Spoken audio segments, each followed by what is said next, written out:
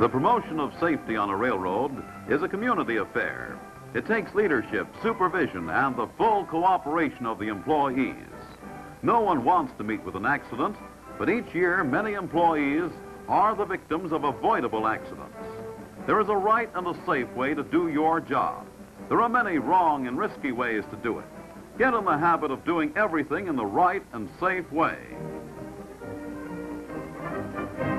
The pictures to be shown were taken at the different terminals along our line of railroad from St. Paul, where you see the Empire Builder just leaving the Union Station, beginning its westward journey to the Pacific Northwest. Train 23 leaving Minneapolis.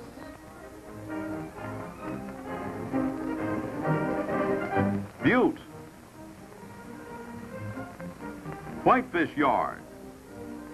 Hilliard Depot. King Street Station, Seattle.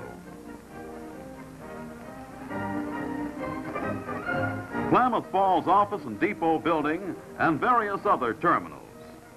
We will first discuss train service accidents. These account for 6 out of each 10 employee fatalities. We will point out some of the more serious of unsafe practices that are too often indulged in. Also, the right and safe way of doing the same job. There goes the noon whistle. What happens as the men leave the shop?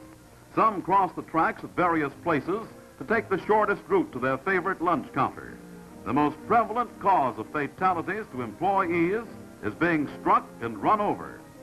1 out of each 2 employees involved in this kind of accident is killed. They were trying to save a few seconds. For what?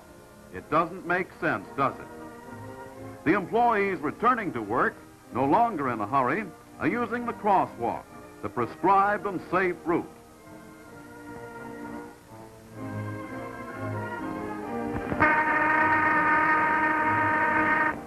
Another bad practice is taking shortcuts when the day's work is done. Here is a group of employees crossing a number of tracks, including 2 mainline passenger tracks and 2 mainline freight tracks. These men and women are risking their lives to save a few seconds. When you do this sort of thing, you not only violate the company's rules, but you forget your moral obligation to yourself to keep alive and free from injury. Mr. Carman, always look in both directions to make sure there are no cars or engines coming your way before stepping on or fouling adjoining tracks. You, young man, are surely carrying signals for the ambulance. Never walk on a track if it can be avoided.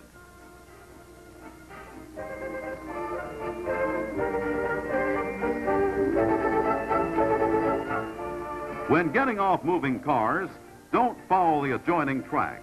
If you have to cross tracks and work around moving cars and engines, you'll find the job as safe as you make it, no safer. An X should mark this spot.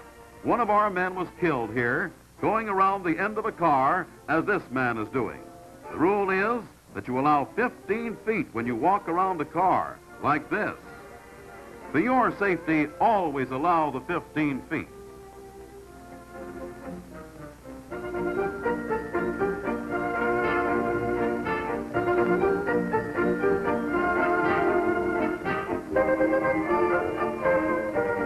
There are several ways to do a job, but there is only one right and safe way. Here, a trainman working with an engineer stops to line over a switch located on the fireman's side. Then he gives the fireman a backup sign and starts to cross the track. It's all wrong and bad practice and dangerous. Watch this man do the same job the right and safe way.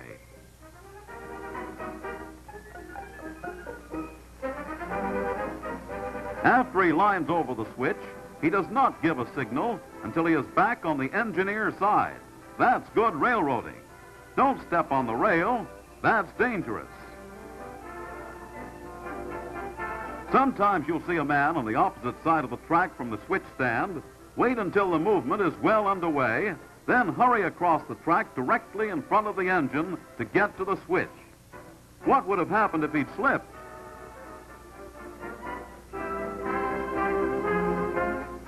This scene shows the same crew doing the same job successfully and safely, taking no chances.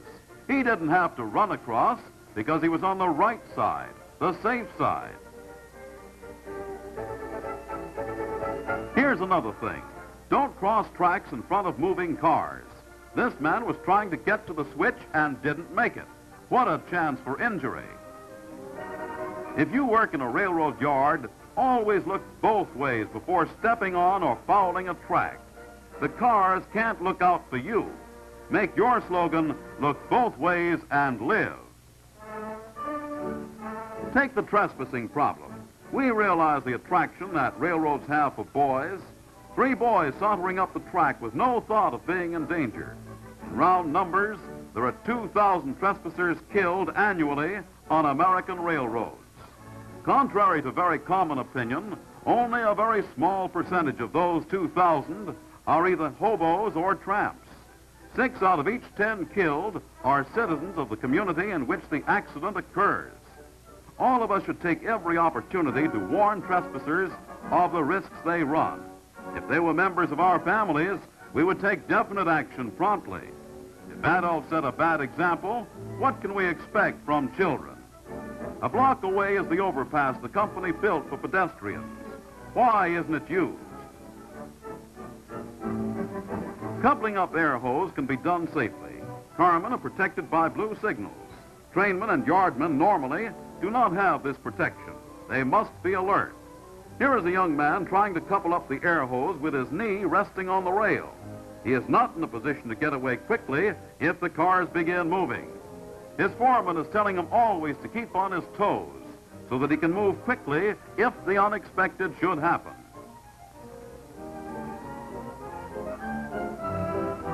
Employees working on repair tracks are protected by the blue board as well as by having switches locked with a private lock. An engineer sounds the whistle to come in on the repair track. The foreman gets his men out from under the cars. He removes the blue board, then he unlocks the switch. This is the right and safe way.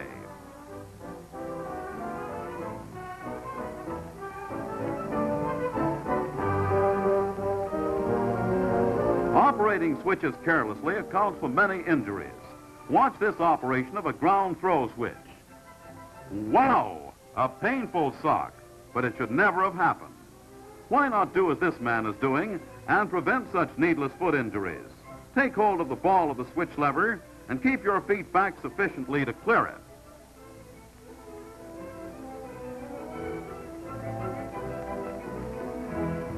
This is a Ramapo switch stand. On mainline switches, they are equipped with a lock. On inside switches, they are equipped with a hook. After using, if equipped with a hook, see that the hook is put in place. If equipped with a lock, make sure the lock is put back into the staple of the switch and locked. This is important. And always take time to see that the switch point fits tightly against the stock rail. Getting on and off cars and engines improperly is one of the most prevalent causes of injuries.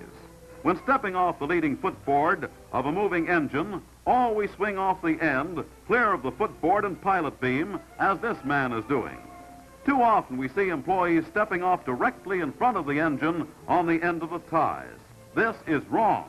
Too frequently they are caught by the footboard when the engine drifts upon them. Again, you see the right and safe way to perform this act. Swing off the end, clear of the footboard and pilot beam. Play safe.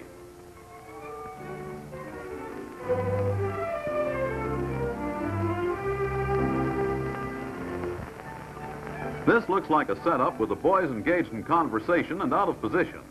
The foreman doesn't realize that he's at the yard office until the last moment and drops off between the rails.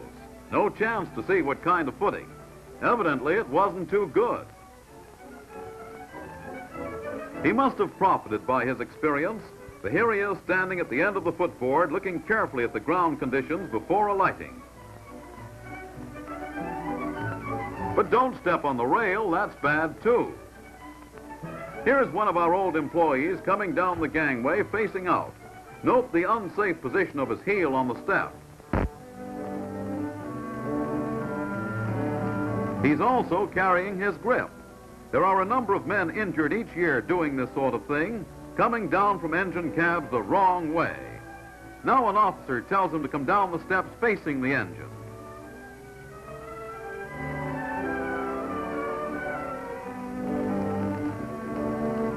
His foot rests securely on the step when he comes down the right way.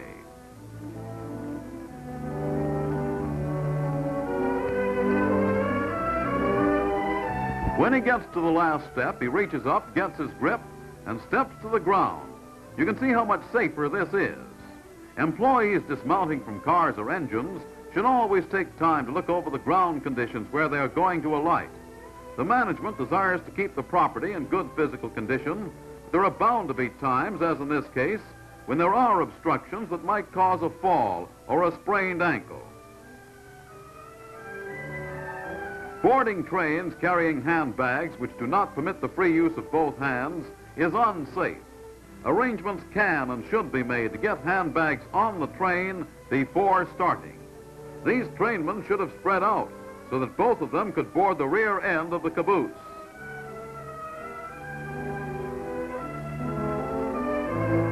Flat cars and tank cars are not as well designed for boarding or alighting from as house cars. Occasionally you will see employees getting on these cars when there is no reason to do so.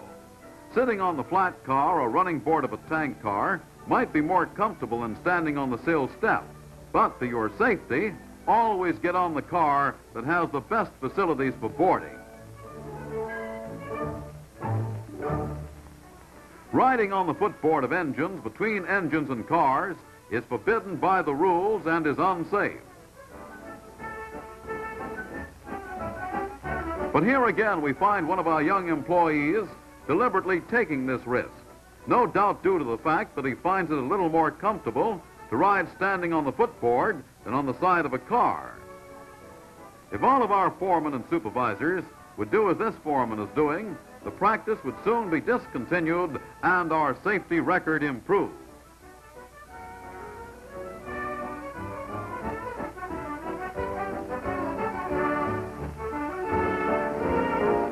This fireman has opened up the manhole cover of the engine tender before pulling the spout around. Wrong. When using the hook to pull the standpipe around, he stands directly facing the standpipe, placing himself in a position to become overbalanced and fall. Wrong. Falling accidents account for more than 1/4 of our casualties.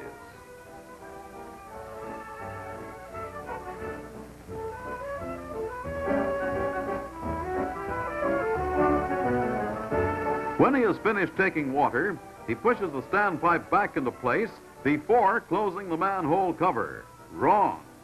Again, he stands directly facing the standpipe while pushing it into place. Wrong.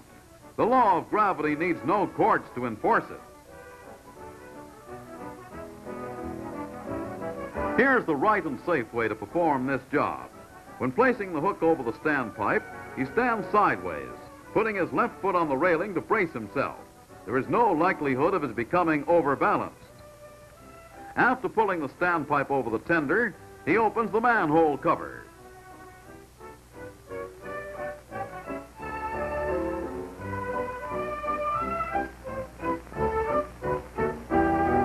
When finished taking water, he first closes the manhole cover. Then he puts the standpipe back into place. Note how he stands with his foot on the railing while he completes the job.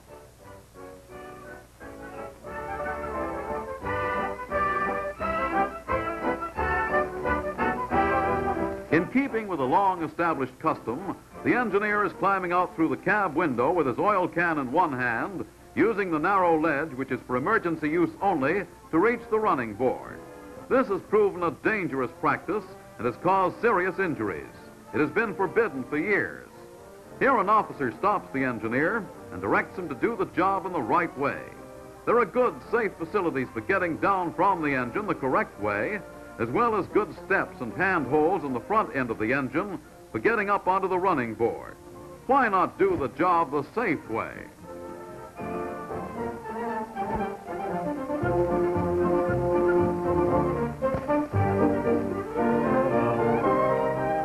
When riding on top of cars, stand back far enough from the end of the car so that if they are stopped suddenly, you will not be jerked off the end. This man is getting up too close for safety. His foreman stops the movement and tells him why it is dangerous to ride so close to the end of the car. He instructs him to stand well back and toward the middle of the car. Occasionally, the pin puller fails to get the pin, as happened here. But this man was prepared, and it was a good thing that he was. Falling accidents while operating handbrakes are occurring too frequently, largely due to the employee's failure to perform their work the safe way. We are going to discuss the different types of handbrakes that are universally used. The old-style horizontal wheel brake operated from the deck of the car, the platform brake with a horizontal wheel,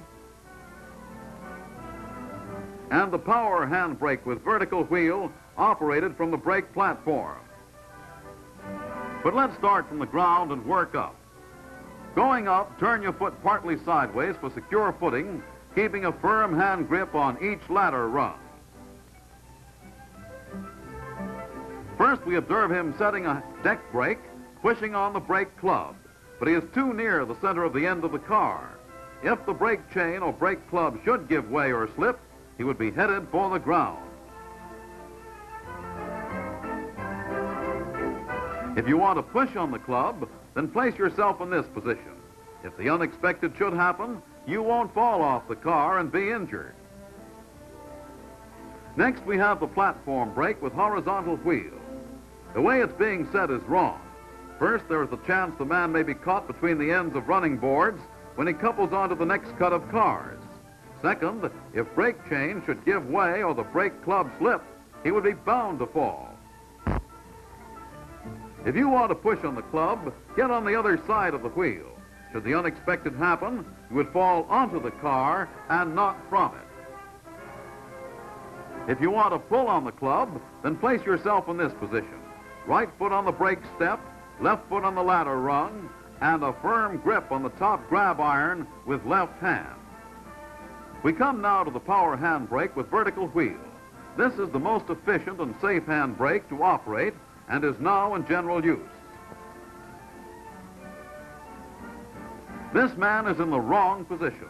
He has both feet on the brake step and is using both hands on the brake wheel.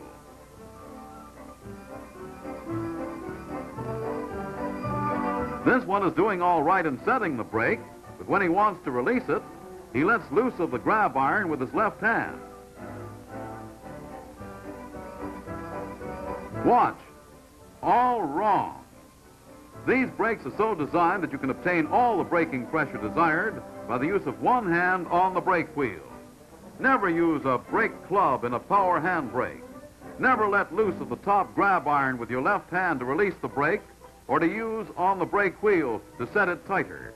This brake is known as the one-man, one-hand operated brake. This employee is in the correct position for setting a power handbrake and is releasing it in the proper manner.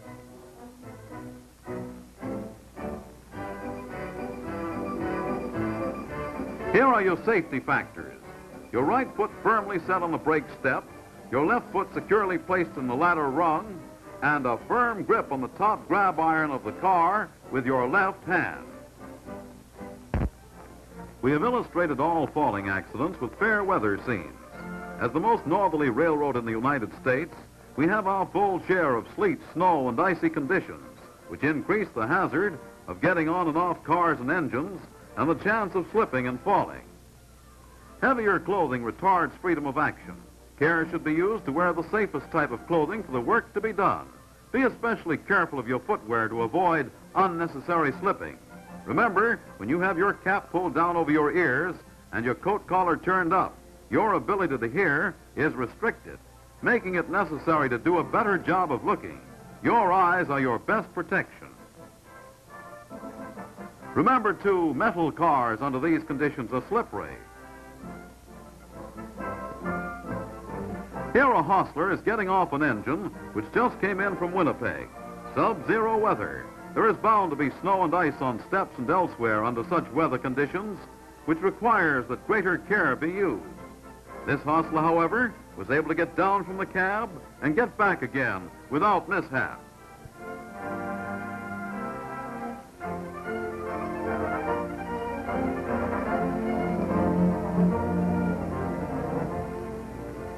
We even experience slippery conditions during the summer months due to rains. Again, these conditions necessitate men wearing clothing suitable for the occasion. Accidents due to slipping and falling and getting on and off cars and engines can best be prevented by the individuals involved. We should all consider our ability and be mindful of our limitations. As we grow older, we become less active, especially in getting on and off cars and engines. Always consider ground conditions. Is it daylight or dark? How are we dressed? Are we wearing only safe clothing? If you are required to get on and off cars, knee-length coats are preferable. They give you freer knee action. Is the speed too great for safety? Or does our physical condition require slower speed? If so, play safe. Think first. Our management has eliminated literally thousands of restricted clearances in the past few years and intends to do so wherever it's possible. Employees should remember these are hazards common to every railroad. They were all here when we came and asked for the job, none having been built in recent years. We must familiarize ourselves with their location, as we agreed to do when we signed the application for employment, and use the care necessary to avoid injury.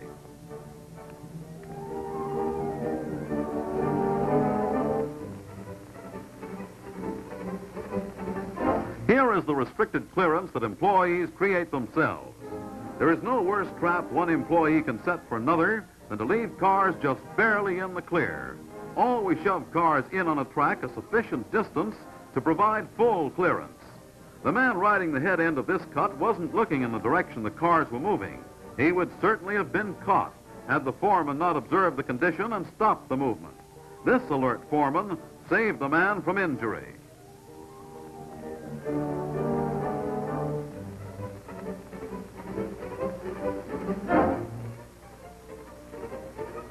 Needless injuries in coupling and uncoupling cars are still occurring.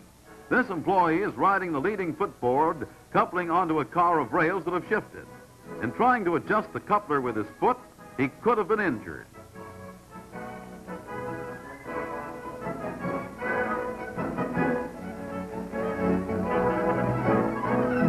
To do this job safely and in accordance with the rules, get off the footboard before the coupling is made.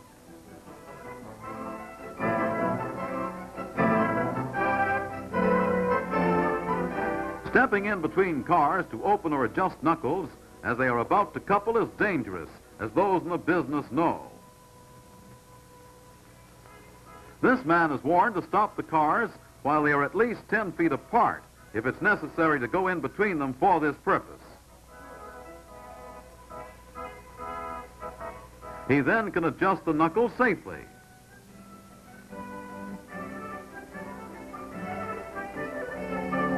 Why take chances?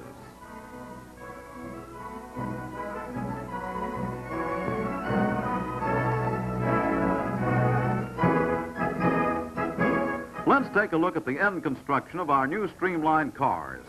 You will note that the diaphragm is as wide as the cars. To have any part of your body in between these cars when coupling is being made would certainly be tragic, if not fatal. If you are in the habit of stepping in between cars while they are being coupled, stop it now before it's too late.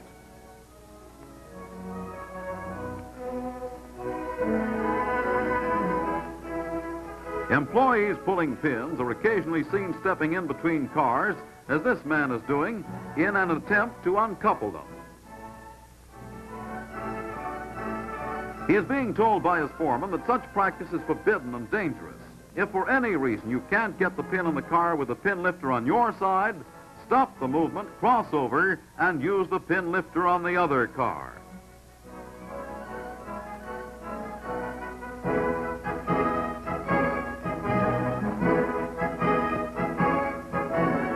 Here a pin puller is trying to get the knuckle open before making the next cut. Can you think of anything more dangerous than backing up in front of a moving car? If you slip or trip, you haven't a gambler's chance. To open the knuckle, wait until the car is stopped, then open it. The accidents discussed have been train service accidents. Now let's talk about train accidents. Only 6% of all train accidents involve personal injuries, but there's always the chance of a serious accident in which large numbers of people are killed and injured. Any train accident may be serious. Let's try to prevent all of them. 62% of all the reportable collisions are yard switching accidents from causes such as shoving track blind, not knowing how many cars are on the track, and not having an employee stationed to observe and control the movement, cornering cars while switching on ladder tracks, failure to properly secure cars with handbrakes, especially in yards where there is a slight grade. The last results in more damage than any other cause.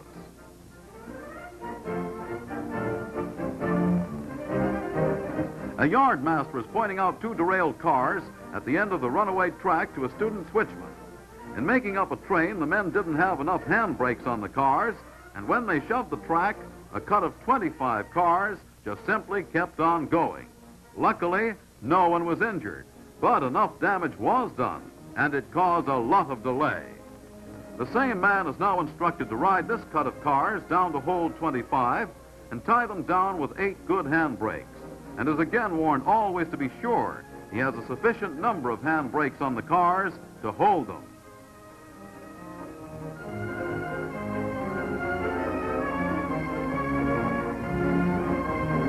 Rule 99 reads in part, when a train stops under circumstances in which it may be overtaken by another train, the flagman must go back immediately with the flagman signals.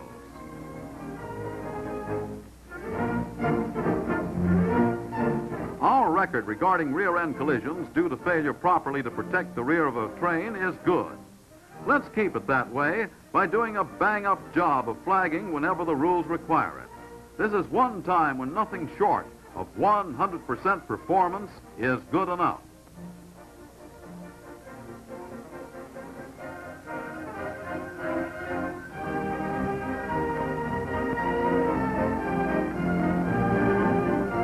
The Empire Builder is coming into town. The car repairer is right on the job with a blue flag, and here's what we particularly wanted to direct your attention to. The conductor delivers the train orders to the engineer, who reads them to the conductor.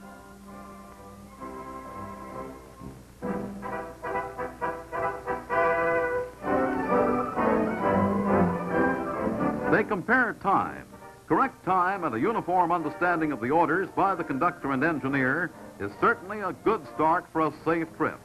The other members of the crew, the firemen and brakemen, must also make time comparisons with each other, read all train orders, and keep in mind their requirements. Some very serious accidents have occurred due to exceeding the maximum allowable speed. The most serious of these accidents have resulted from exceeding the permissible speed on curves.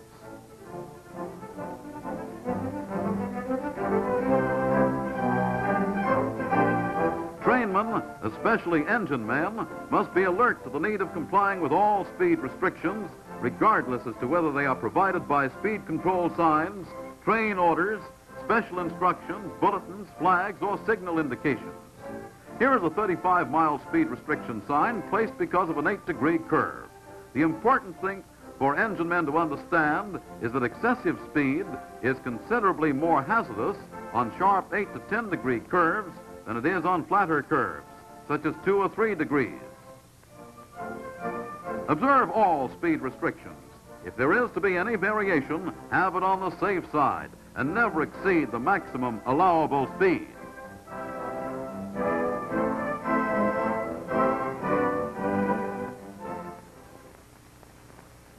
This reflectorized sign is our standard approach yard limit sign. It's located 1 mile in advance of the yard limit board to give the engine man warning that he is approaching yard limits and an opportunity to slow down his train if need be to meet the requirements of Rule 93. This is our standard reflectorized yard limit sign. Rule 93 is common to all railroads. In spite of it, collisions occur in yard limits on all railroads, our own railroad included. Why? Because instead of running at restricted speed, as this train is doing, too much speed for the time and place is used. Excessive speed is getting us into a lot of trouble that we can and must avoid. Let's give this problem serious thought.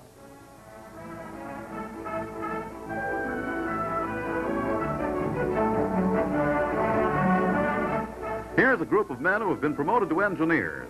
An officer is discussing the accidents we are having due to disregard of automatic block signal indications. Their attention is directed to a stop and proceed signal, and he states that no engineer would disregard the indication of this stop signal if he could get his train stopped. He says, "Come back to the next signal, and I'll explain why the engineer is not always able to comply with the stop and proceed signal."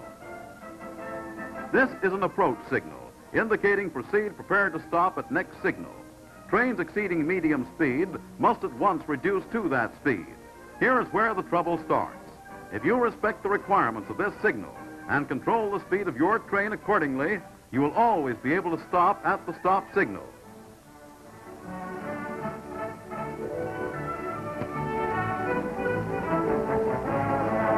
A train passes an approach signal.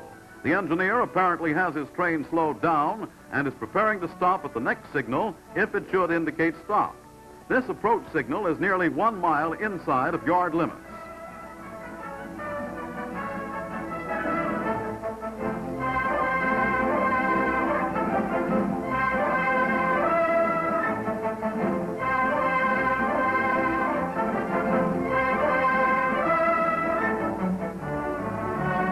Another train passes the same signal showing approach indication, but this engineer doesn't seem to have paid any attention to its requirements. He's hiking right along. Hope he's able to stop at the next signal if it should indicate stop.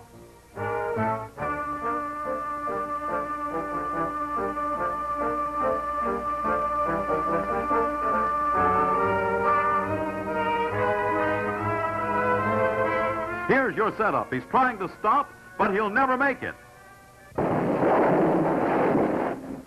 All because he didn't comply with the requirements of the approach signal. In conclusion, there is nothing that could be of more help in the prevention of accidents than for us as individuals to realize the value of self-education and to analyze our own regular procedure.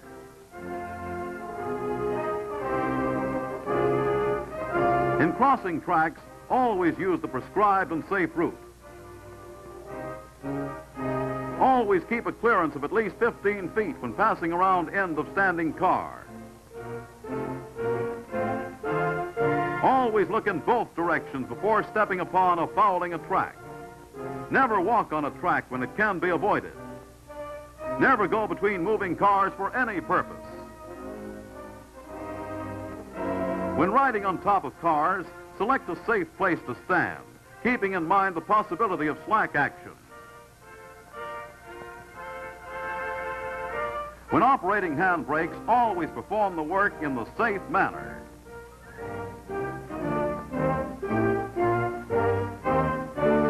When getting on and off cars, remember always to select the cars with the best facilities for boarding.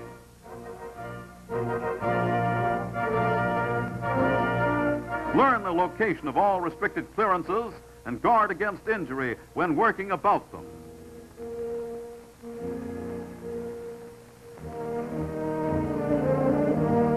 Keep in mind all speed restrictions and control the speed of your train accordingly.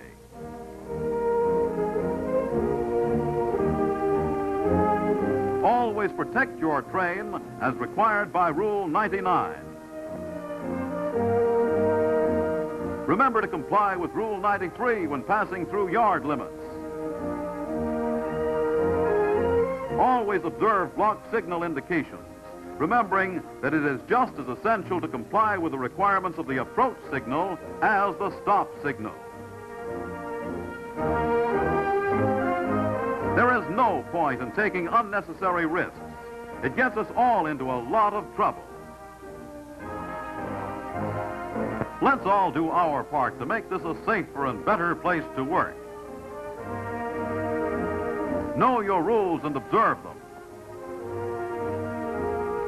Keep in mind that safety is of the first importance in the discharge of duty.